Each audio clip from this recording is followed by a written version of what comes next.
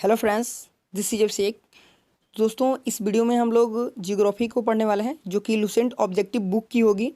Okay, तो मैं बता दूं दोस्तों आपको कि ये जो चैनल है एक न्यू चैनल है और इस पे पूरा का पूरा लुसेंट ऑब्जेक्टिव बुक का वीडियो आपको मिलने वाला है। ठीक है, तो आप लोग फिलहाल चैनल को ज्वाइन कर लीजिए दोस्तों, और चैनल पे अगर बने रहेगा दोस्तों तो वहाँ पे आपको पूरा का पूरा लुसेंट मिलने वाला है। और दोस्तों मैं बता दूं कि इसका पीडीएफ भी आपको मिलेगा और यहाँ पे ऐसे पढ़ाया जाएगा। ठीक है, तो पीडीएफ के लिए दोस्तों डिस्क्रिप्शन में लिंक मिलेगा टेलीग्राम चैनल का, उसको ज्वाइन कर लीजिएगा। और वहाँ से आपको मतलब जब भी वीडियो डाला जाएगा उसके कुछ समय बाद से या फिर उसी समय तुरंत आपको प्रोवाइड कर दिया जाएगा। ठीक है, कभी लेट हो जाता है तो आप लोग कन्फ्यूज़ ना होइएगा, परेशान मत होइएगा। ठीक है, आपको मिल जाएगा। तो अभी दोस्तों मैं बता दूँ आपको कि यहाँ पे पूरा हम लोग लुसेंट को पढ़ने वाले हैं। तो अभी फ़िलहाल हम लोग जियोग्राफी पढ़ रहे हैं, हिस्ट्री तो ऑलरेडी पढ़ ही रहे हैं पहले से, जो दूसरे चैनल पे है, जो कि आपको मिल जाएगा डिस्क्रिप्शन में लिंक, प्लेलिस्ट मिल जाएगा। ठीक है, और जो भी सब्जेक्ट्स हैं दोस्तों, सभी सब्जेक्ट्स का मैं कोशिश करूँगा कि एक एक वीडियो जो है आपको मिल जाए। ठीक है, तो उसका मैं टाइम टेबल सेट करके मैं आपको बता दूंगा, वीडियो में इन्फॉर्म कर दूंगा। तो चलिए अभी फिलहाल हम लोग जियोग्राफी को पढ़ रहे हैं, तो जियोग्राफी को स्टार्ट कर लेते हैं।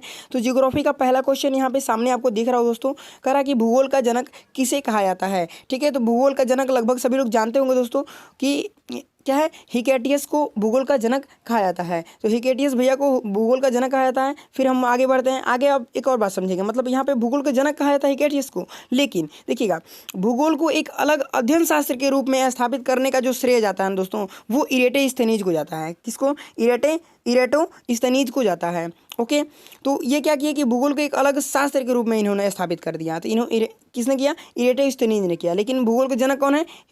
क्या? हिकेटियस। तो ये दो क्वेश्चन आपको एकदम कन्फर्मली याद रखना है, क्योंकि ये क्वेश्चन बहुत अच्छा क्वेश्चन है। ओके, चलिए आगे देखते हैं। आगे तीसरा नंबर क्वेश्चन कह रहा है क्या कि भूगोल के लिए जियोग्राफी का, ठीक है, भूगोल के लिए जियोग्राफी का शब्द का प्रयोग का सर्वप्रथम प्रयोग किसने किया। ठीक है ना, जियोग्राफी का शब्द का प्रयोग सर्वप्रथम किसने किया? तो दोस्तों इसका जो राइट आंसर है वो क्या आपका सी नंबर, इरेटोस्थेनीज ने। ठीक है ना, जिसने क्या किया कि दोस्तों इसको एक अलग शास्त्र के रूप में स्थापित किया, उसी ने क्या किया, जियोग्राफी का शब्द का प्रयोग किया जियोग्राफी, भूगोल के लिए। ओके, चलिए आगे देखते हैं। आगे कह रहा है कि जियोग्राफी, ठीक है, जियोग्राफी जो है का शाब्दिक अर्थ के आधार पर, जियोग्राफी का शाब्दिक अर्थ के आधार पर भूगोल की परिभाषा की गई। ठीक है, तो क्या की गई है दोस्तों, ये बताना है। तो क्या की गई है दोस्तों, यहाँ पे सामने आपको दिख रहा है पहला नंबर ऑप्शन, भूगोल वह विज्ञान है जो पृथ्वी के धरातल का अध्ययन कराती है। ठीक है ना, भूगोल क्या है, जियोग्राफी मतलब ये होता है। ठीक है ना, जियोग्राफी का मतलब जो होता है उसके शाब्दिक अर्थ के आधार पर भूगोल का परिभाषा किया गया है। तो भूगोल वह विज्ञान है जो पृथ्वी के धरातल का अध्ययन करता है। मतलब पृथ्वी मानिए ऐसे, मतलब गोल तो नहीं है पृथ्वी, ठीक है, उबड़ी खबड़ी सी है, जैसे कि ऐसे, मतलब ये क्या है कि ऐसे है, ऐसे ऐसे पता नहीं, ऐसे ऐसे पूरा ऐसे ऐसे उबड़ खबड़ा पूरा करके है। ठीक है, तो पृथ्वी ऐसे है, तो पृथ्वी का जो ये ऊपरी सतह जो है ना, ये ऊपरी सतह, ये बाउंड्री वाला ऊपर वाला, ठीक है, तो इस सतह का जो हम अध्ययन करते हैं वही क्या होता है, भूगोल होता है। चलिए आगे हम बताते हैं दोस्तों। नेक्स्ट क्वेश्चन कर रहा है कि भूगोल पृथ्वी को केंद्र मानकर अध्ययन करने वाला विज्ञान है। तो भूगोल जो है पृथ्वी को केंद्र मानकर अध्ययन करने वाला विज्ञान है, यह एक प्रकार का परिभाषा है। तो यह एक परिभाषा जो है यह किसने दिया है दोस्तों? तो इसका जो राइट आंसर है वो सी नंबर होगा। क्या? वोरेनियस ने, वोरेनियस ने दिया। किसने दिया है? वोरेनियस ने ये परिभाषा दिया हुआ है। चलिए आगे देखते हैं। आगे भी एक परिभाषा दिया गया, कह रहा कि भूगोल भूतल का अध्ययन है।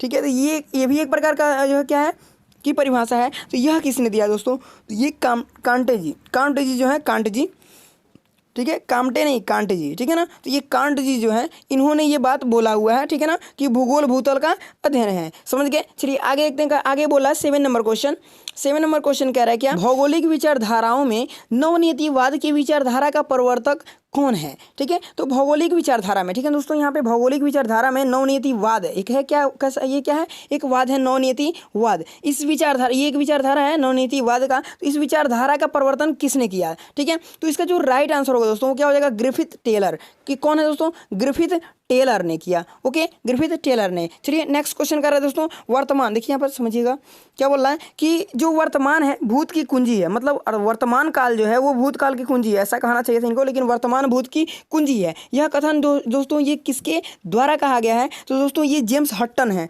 ठीक है, जेम्स हटन ने ये बात बोला हुआ है। ठीक है, चलिए नेक्स्ट क्वेश्चन कर रहा है कि स्थल रूप संरचना, जो स्थल रूप संरचना है उसके बारे में बोल रहा। क्या? स्थल रूप संरचना प्रक्रम अथवा अवस्था का क्या है, प्रतिफल होता है। ठीक है, तो स्थल रूप जो संरचना होता है वो प्रक्रम तथा अवस्था का प्रतिफल होता है। यह कथन किसका है? ठीक है, तो इसका जो राइट आंसर दोस्तों वो क्या हो जाएगा, WM डेविस। ठीक है, किसका है दोस्तों, WM डेविस का है। ओके, नेक्स्ट क्वेश्चन देखते हैं। नेक्स्ट क्वेश्चन कह रहा है, यदि इतिहास कब का वैज्ञानिक अध्ययन प्रस्तुत करता है तो भूगोल कहाँ का वैज्ञानिक तथा तार्किक अध्ययन है। ठीक है, तो ये बात दोस्तों, ये कथन है एक।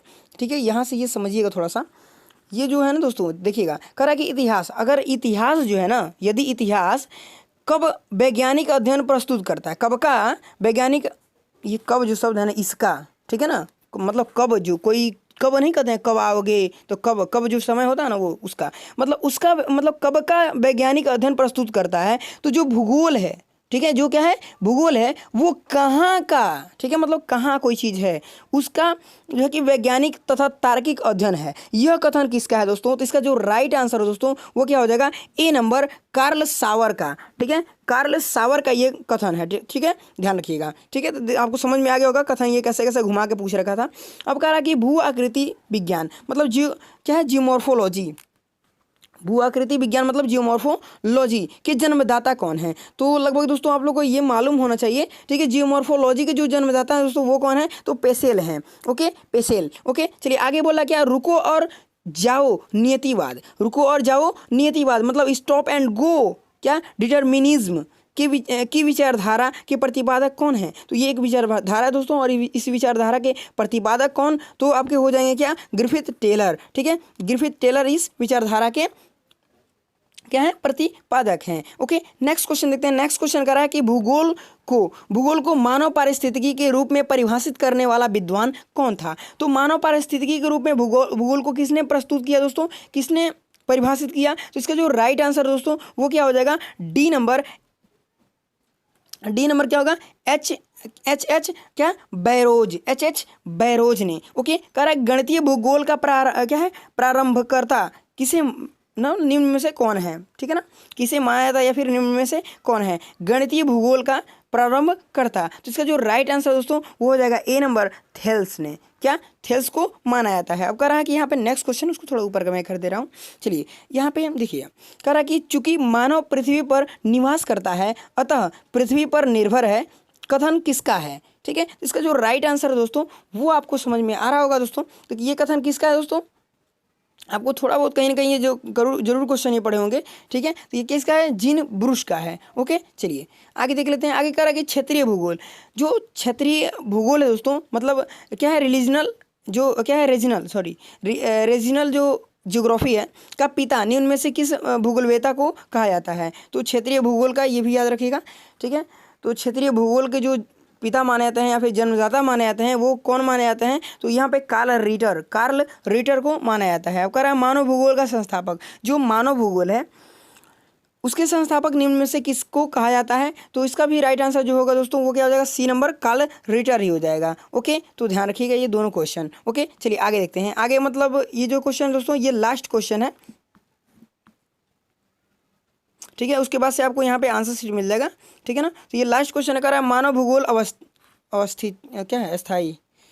हाँ देखिए यहाँ पर मानव भूगोल अस्थाई। ठीक है, अस्थाई पृथ्वी अथवा क्या है, चंचल मानव के पारिस्थितिक, ठीक है, पारस्परिक क्या है, परिवर्तनशील संबंधों का अध्ययन है।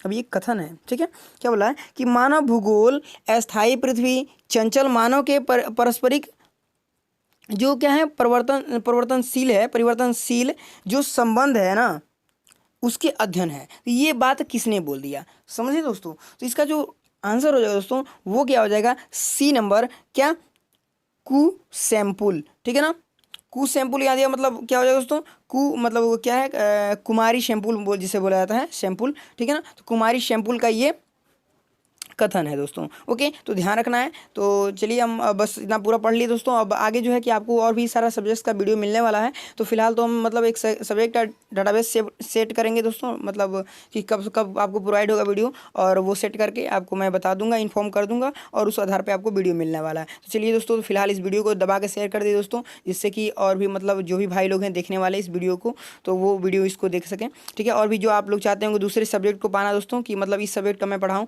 तो वो कमेंट करके आप जरूर जवाब दीजिएगा कि किस सब्जेक्ट का वीडियो मैं पढ़ाना स्टार्ट करूँ। ओके, तो चलिए फिलहाल हम मिलते हैं फिर अगले वीडियो के साथ में। थैंक